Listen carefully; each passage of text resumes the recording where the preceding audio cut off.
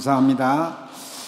기도하겠습니다. 하나님 아버지, 이 시간도 주께서 성령으로 역사하여 주시옵시고 보호자의 축복을 누리는 우리 모든 성도님 될 수 있도록 주께서 인도하옵소서. 주께 감사드리며 우리 주 예수 그리스도 이름으로 기도하옵나이다. 아멘. 우리 왕린 선교사님과 함께 고백합시다. 주는 그리스도시요 살아계신 하나님의 아들이십니다. 아멘. 피치 못할 사정으로 가정에서 예배하는 성도님들도 있습니다. 그분들에게도 같은 은혜가 임하기를 주의 이름으로 축원합니다. 이번 주간은 본 캠프 주간입니다. 그동안 팀을 구성해서 각 팀마다 플랫폼을 세워가지고 플랫폼 중심으로 모이기도 하고 함께 기도하면서 사전 캠프를 계속해 왔습니다. 이번 주간에 이틀 동안 21일, 22일 이렇게 D-Day를 정해놓고 실제 현장으로 들어가서 그리스도의 빛을 발하는 캠프가 진행되겠습니다. 캠프 그러니까 특별하게 하는 것은 아니고 그냥 그리스도의 빛을 발하는 거다 이렇게 생각하면 되겠습니다. 왜냐하면 저와 여러분은 빛 대신 그리스도께서 우리 안에 계심을 믿고 그 그리스도를 중심한 삶을 살아가는 하나님의 사람들입니다. 예수님이 직접 말씀하시기를 너희는 세상의 빛이다 이렇게 말씀하셨어요. 그리고 너희는 세상의 소금이다 이렇게 말씀하셨어요. 실감이 잘 안 나죠? 캄캄한 밤에 아무도 없는 집에 들어가서 그야말로 깜깜하죠. 그런데 들어가면서 스위치만 탁 켜면 불이 환하게 오잖아요.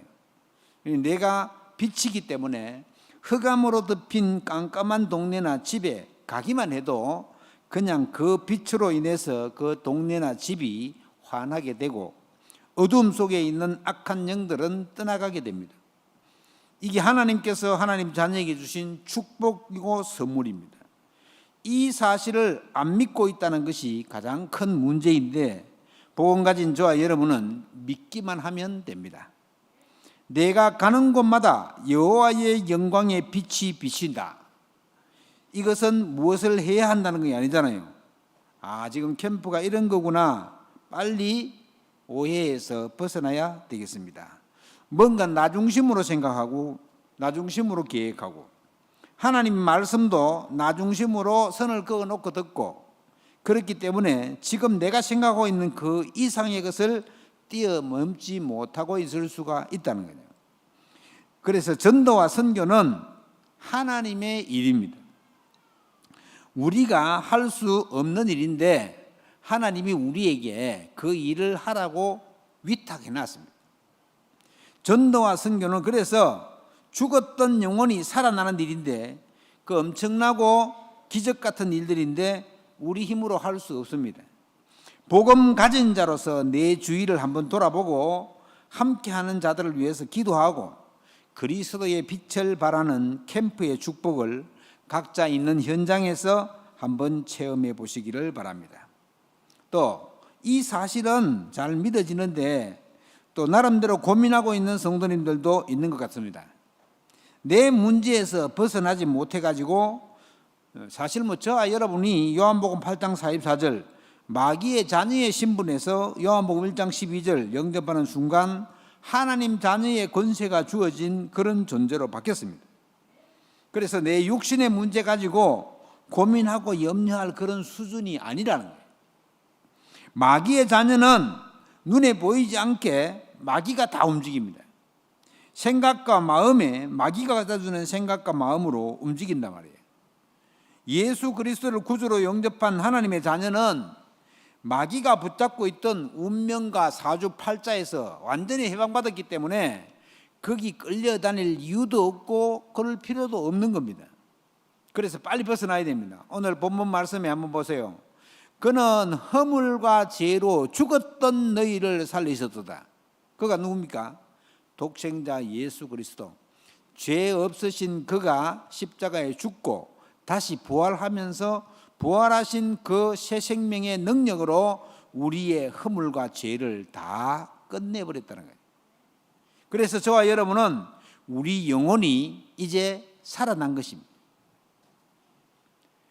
원래 세상 풍조를 따르고 공중권세자들을 따라 사탄을 따르고 우리의 육체의 욕심을 따라 지내고 또 육체와 마음에 원하는 것을 하고 이래가지고는 본질상 진노의 자녀였었는데 그 배후가 지금 불순종의 아들들 가운데 역사하는 영, 즉 사탄, 마귀, 귀신, 악령들의 배후가 있는 그런 영적인 존재였는데 이제는 거기서 해방받았다는 것입니다.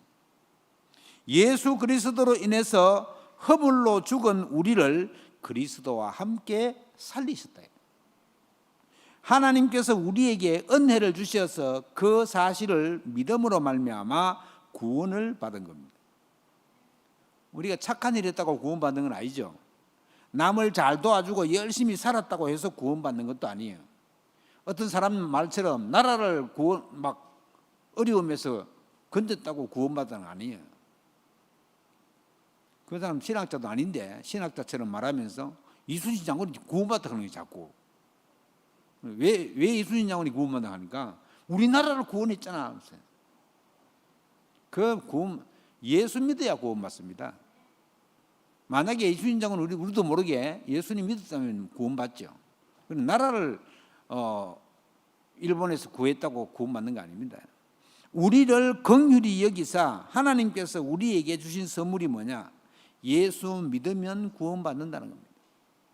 그래서 저와 여러분은 예수 그리스도를 통해서 구원받은 하나님의 자녀가 된 것입니다. 그래서 복음을 이미 가지고 있는 사람이 된 것입니다. 이미 가지고 있는 자는 가지고 있는 것을 말하거나 나타내 보이면 되는 것입니다. 누구한테 말입니까? 복음을 모르는 자들을 향해서. 모르니까 그냥 말해줘야 되잖아요. 지금 제주도의 영적인 상태는 겉으로 볼 때는 너무나도 좋습니다. 그러니까 막 전국과 세계에서 제주도 좋다고 막 찾아옵니다. 영적인 눈으로 보지 못하면 다 속아 넘어가는 현장이 제주도 현장이에요. 우리가 처음 올 그 당시만 해도 영적으로 육적으로 캄캄한 동네였는데 지금 나날이 좋아지고 있습니다. 완전히 무속인들이 집단을 이루어 가지고는 지역마다 많이 모여서 있었는데 이게 다 어디로 갔는지 육지로 이사를 갔는지 거의 많이 없어졌어요. 지금 옛날처럼 옛날에 탑동에 가면 무속인들이 쫙 있었거든요. 그 지금 없어요. 다 어디로 갔는지. 하여튼 그래도 간판 안 달고 있는 사람도 있거든요. 그래서 우리가 이런 것들을 보고 현장에 많이 가보기도 했는데 요즘은 그런 현장 가보려고 그래도 굉장히 드물어요. 여러분 집 옆에 혹시 있는지는 몰라도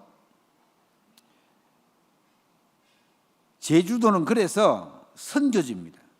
한국에 있지만 타지와는 달리 문화권도 다르고 언어도 다르고 시골 지역으로 들어갈수록 어르신들이 제주 방언을 하는데 무슨 말씀하시는지 못 알아듣겠어요. 제주 사람들도 잘 못 알아들어요. 이렇게 제주 시나 서귀포 시내 나와가지고 일찍 오래 사람들은 그 시골에서 할머니들이 하는 얘기 잘 못 알아듣습니다. 점점 영적으로 육적으로 병들어가는 그런 현장으로 바뀌어가고 있습니다.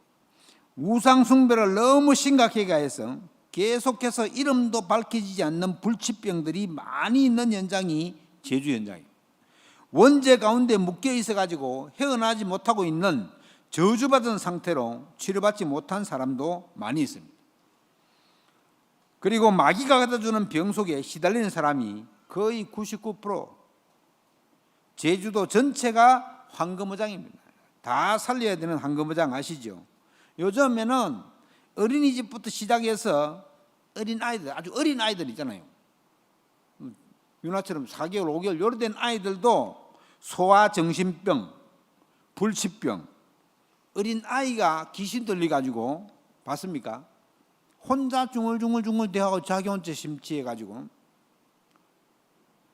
이게 지금 어떤 청소년들은 밥도 안 먹고 게임하고 허감 문화 속에 위기 속에 그대로 방치되어져 있는 어떤 그 젊은 부부가 게임한다고 자기 금방 난 애를 갖다가 방치해가지고 그 애가 굶어 죽어.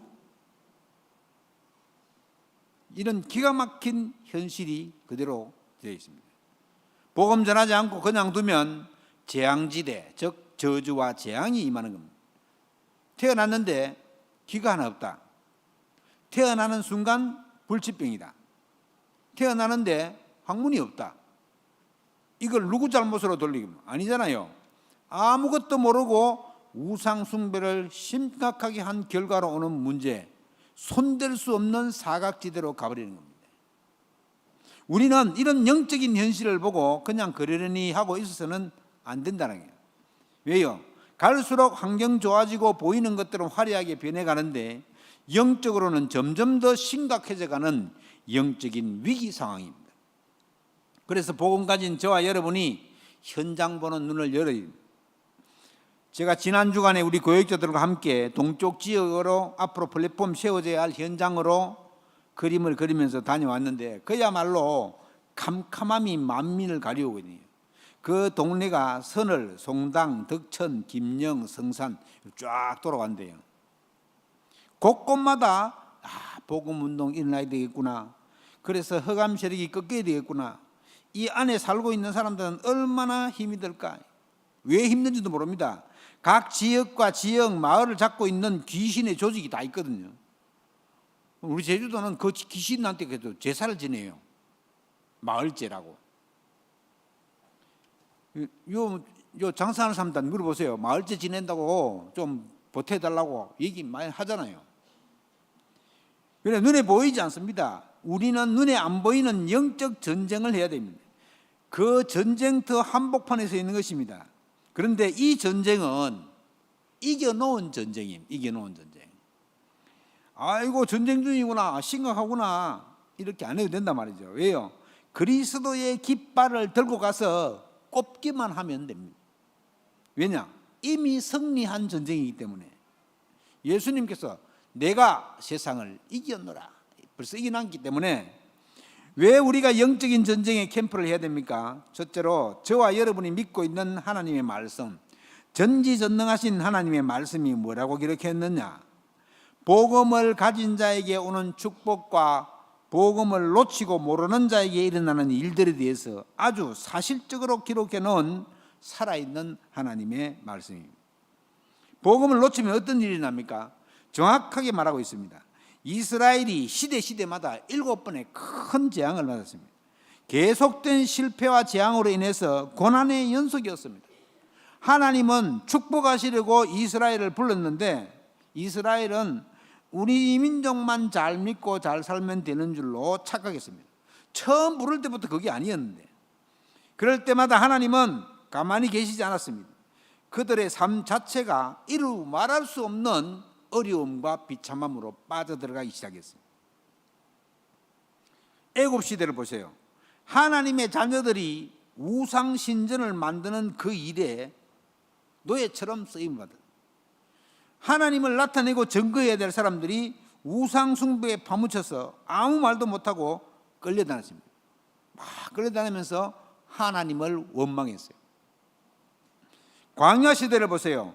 노예살이에서 하나님을 원망하는 소리가 하나님 귀에 들려가지고는 그들을 해방시켜 놨더니만은 출애굽했는데 광야 가는 동안에 그 기적 속에서 계속해서 이스라엘 백성들은 원망하고 불평하고 심지어 지도자 모세가 호렙산에 올라간 적에 금가락지, 금반지 다 목걸이 다 모아가지고는 짐승 우상을 만들어가지고 섬기고 문설주에 양피를 바르면서 다 나온 해방된 그것을 체험하고도 광야에서 원망과 불신앙으로 광야 시대를 살아갔습니다. 세세히 뜯어보면요, 광야 시대만큼 이스라엘이 큰 축복받은 때가 없었어요. 농사를 지었습니까? 뭐 옷을 만들었습니까? 40년 동안요 샌달이 안 헤어졌다잖아요. 성경 기록되어 있어요. 신발이 안 헤어져, 옷도 안 떨어지고 40년 동안 가면서 또 40년 동안 농사를 짓으면 뭐 했습니까? 아침에 일어나면은 만나가 하늘에서 내려와가지고 그거 싹 걷어가지고 먹고 안식일 전에는 이틀분이 딱 이틀분. 그래도 정신 없는 사람은 또 안식일 날 또 거들어 나가네? 없었습니다. 야, 그런 기적들을 체험하면서도 심심하면 원망하고 불신앙하고. 가나안에 들어가서는 어땠습니까? 블레셋 시대에는 하나님을 모르는 사람들이 큰 소리 치고 하나님 아는 자는 꼼짝도 못하는 그 시대에 하나님은 사무엘과 다윗을 통해서 또 회복을 시켜줬대요. 아람 시대에는 아합 왕과 이세벨을 통해서 위기 가운데 있었지만은 재앙 가운데로 몰아간 그때에 엘리야와 엘리사를 통해서 또 회복시켰습니다. 심지어 바벨론 시대 때의 전쟁으로 시드기야 왕이, 이 사람은 왕 보는 앞에서 자기 아들들을 처참하게 처형하고 이 왕 두 눈 알을 뽑아가지고는 그 천리길 넘는 바벨론에 쇠사슬에 묶어가 끌고 갔습니다. 그래가지고는 바벨론에 포로로 잡혀가지고 그 왕 감옥 생활했습니다. 처참한 지경인데 바벨론 시대에 어느 정도 있느냐? 아주 소수의 장애인과 노약자를 빼고는 모든 국민이 포로로 끌려갔습니다. 이때 다니엘과 세 친구 에스더 이런 사람들을 통해서 또 회복시켰습니다. 이래가지고는 나중에 예수님 오셨을 때 로마 시대는 어떻게 됐습니까? 아예 로마의 속국이 딱 됩니다. 바울과 전도자들을 통해서 결국 하나님은 로마를 복음화하는 일들을 하셨지만요, 저와 여러분이 복음 놓치면 안 됩니다. 그리고 현장을 놓치면 안 됩니다. 현장이라는 것이 특별한 것이 있나요? 내가 있는 일터, 직장, 거기가 바로 현장 아닙니까? 우리 가정 현장, 우리가 가정을 통해서, 우리 가족을 통해서 237 복음화와 제주 복음화 해야 한다고 딱 붙잡아야 합니다. 일터로, 우리 제주 사람 거의 일터로 가잖아요. 집에서 그냥 노는 사람 거의 없죠. 각자가 있는 일터에, 직장 현장에, 우리 사업 현장에, 거기에 237 복음화, 제주 복음화 이거 붙잡아야 됩니다. 지금 교회 와서 함께 기도하고 예배하는 이유가 바로 여기에 있다. 그 중심이 되어지면은 하나님의 계획과 내 계획이 딱 맞아떨어지는 그 중심이 되어지면 다른 거는 싹 다 따라옵니다. 우리는 응답의 기준이 달라야 됩니다. 우리는 이거 해주십시오, 저거 해주십시오 이렇게 기도하잖아요. 흔히. 하나님 왜 이건 내가 기도했는데 응답 안 해줍니까? 저거는 왜 늦게 합니까? 그거잖아요. 우리 인생은 이렇게 살다가 끝나는 인생이 아니라는 사실입니다. 내가 이렇게 살다 죽으면 그만이지 뭐 이런 거 아닙니다. 우리는 영원한 세계가 기다리고 있습니다. 우리는 죽으면 새롭게 시작하는 인생이잖아요. 영원히 사는 존재잖아요. 우리는 천국 가서 그리스도 앞에 서야 되잖아요. 우리 후대를 위한 삶을 살아야 되잖아요. 우리 후대들이 복음 놓치고 교회도 잊어버리고 살면 큰일 나죠. 우리 다음 세대들이 교회를 잊어버리지 않도록 하나님은 하나님의 형상으로 지음받은 하나님의 자녀가 하나님을 떠난 바로 직후 구원을 주시기로 작정하셨습니다. 그래서 구원에 약속하시고 답을 주었습니다. 그 답이 곧 그리스도, 여자의 후손으로 오신 그리스도입니다. 인간은 그 누구도 답이 될 수 없기 때문에 하나님은 그리스도를 보낼 것이라고 약속하시고 구약시대 때는 흠없는 어린 양을 잡아서 대신 죄를 해결받도록 여자의 후손 대신 그리스도께서 마리아의 몸을 빌려가지고 이 땅에 모든 사람을 구원하시기 위해서 이 땅에 오신 것입니다. 우리가 마귀에 매여서 종로로 사는 모든 자들을 놓아주기 위함이라고 히브리서 2장 15절에는 말씀하고 있습니다. 하나님을 떠나서 사탄이 난무하는 이 네피림 시대에 너와 너의 가정과 생명을 보존하기 위해서 방주를 만들으라고 약속했습니다. 방주에 탄 사람들은 다 구원받는 그 방주 언약이 성취되었습니다. 너와 너의 가정과 내 생명을 보존하기 위해서 주신 복음입니다. 저와 여러분의 우리 가정과 후대와 우리 모든 이들의 생명을 보존하기 위해서 예수 그리스도께서 이 땅에 오셨습니다. 바벨탑 시대에는 각자 자기의 생각과 자기 성공과 교만에 빠져가지고는 거기에서 빨리 빠져나오라고, 자기 중심의 삶에서 빨리 빠져나오라고 하나님은 아브라함을, 가정을 불러가지고는 언약을 주시고 하나님이 약속을 이루어 가신 겁니다. 그래서 그리스도는 큰 대제사장이십니다. 히브리서 4장 15절 말씀에 우리에게 있는 대제사장은 우리 연약함을 동정하지 못하실 리가 아니요 모든 일에 우리와 똑같이 시험을 받으시니로되 죄는 없으시니라. 그래서 저와 여러분은 때를 따라 돕는 은혜를 얻기 위하여 예수 그리스도의 은혜의 보좌 앞에 담대히 나아가기만 하면 된다는 겁니다. 이 예배 장소가 얼마나 중요합니까? 인간이 하는 행위 중에 예배보다 더 소중한 것은 없습니다. 보이지 않는 응답이 지금 이 시간도 이루어지고 있는 것입니다. 성삼위일체 되신 하나님께서 지금 이 시간 우리를 향해서 역사하고 계십니다. 그래서 오늘 복음 가진 자와 복음 모르는 자의 영적인 상태는 완전히 다릅니다. 저와 여러분은 우리 이름이 하늘에 기록되어 있잖아요. 마귀 소속에서 완전히 하나님의 자녀로 바뀌었잖아요. 사망에서 생명으로 완전히 옮겨졌잖아요. 로마서 6장 17절에 죄의 종에서 하나님의 종으로 신분 자체가 바뀌었잖아요. 로마서 6장 22절에 신분 자체가 완전히 바뀌었습니다. 당연히 따라오는 것 삶의 상태도 변합니다. 우리가 허물과 죄로 완전히 죽었었는데 그리스도께서 우리를 살리셨다고 했습니다. 복음 가진 우리는 영과 육과 삶의 상태가 싹 다 변화되었습니다. 더 이상 묶여 있으면 안 됩니다. 빨리 벗어나야 합니다.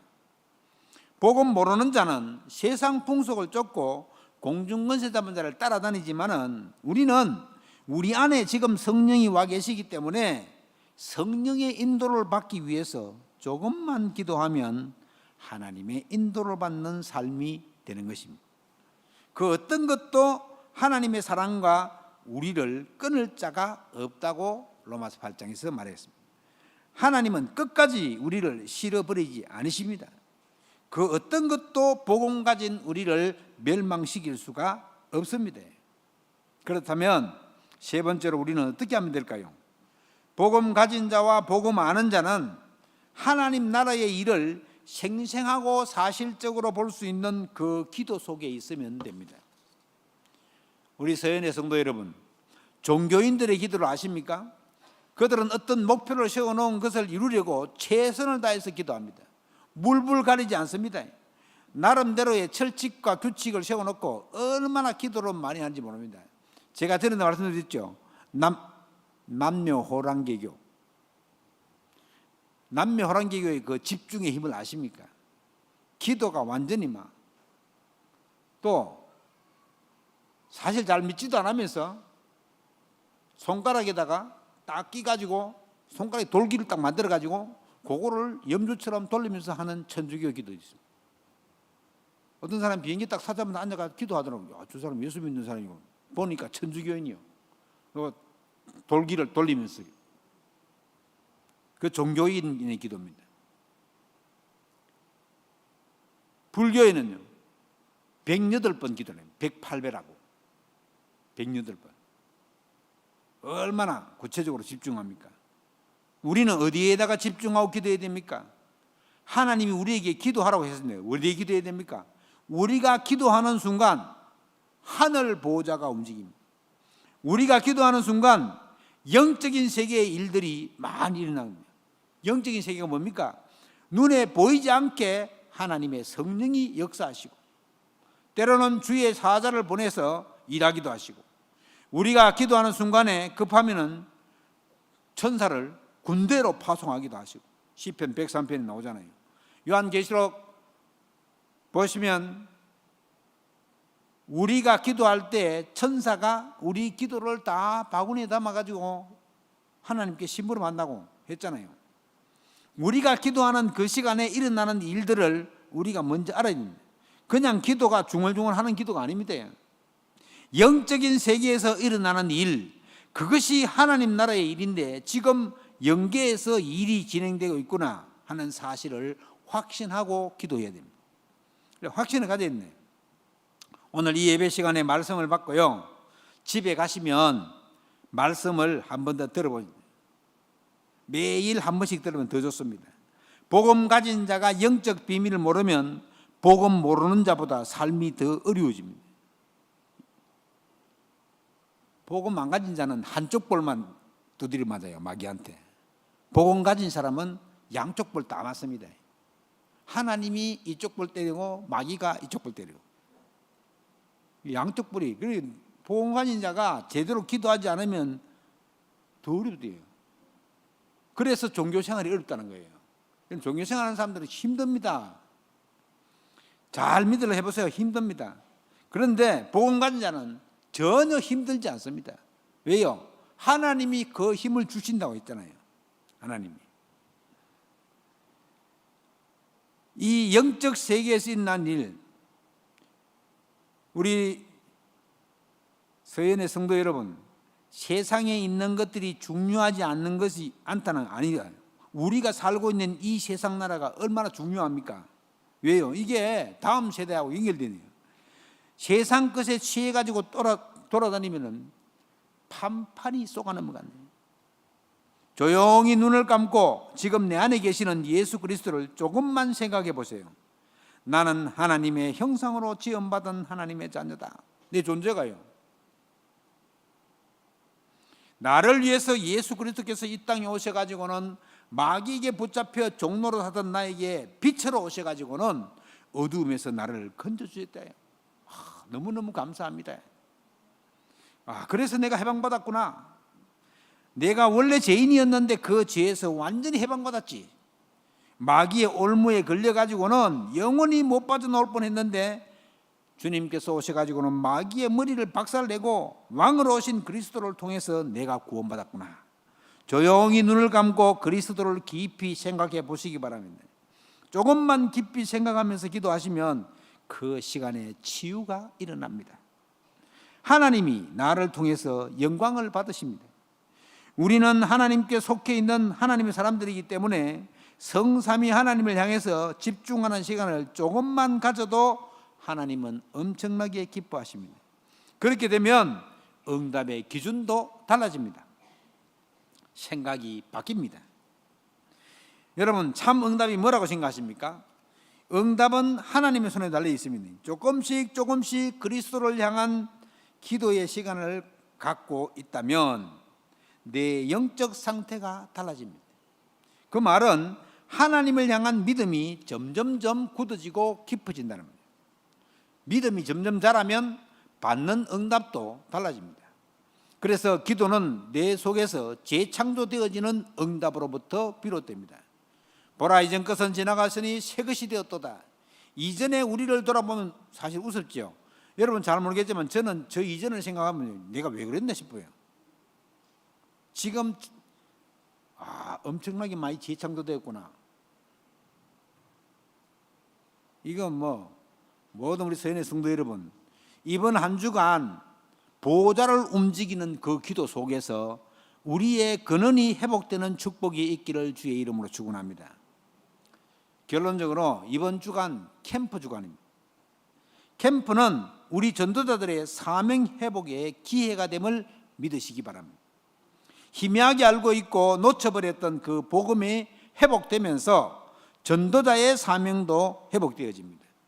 하나님의 모든 시선을 전도자에 향해 있다는 사실입니다. 이스라엘이 놓쳐서 일어났던 여러 가지 비참한 일들을 복음으로 회복하고 전도와 선교를 회복하라는, 이스라엘 막 고통 준 거는 광야에서 막 자기들이 당연 어려움이지만 거기서 하나님은 원하는 게 뭐였습니까? 하나님 사인을 잘 보라는 거예요. 나에게 오는 문제와 어려움은 사명 회복의 기회임을 놓치지 마시기 바랍니다.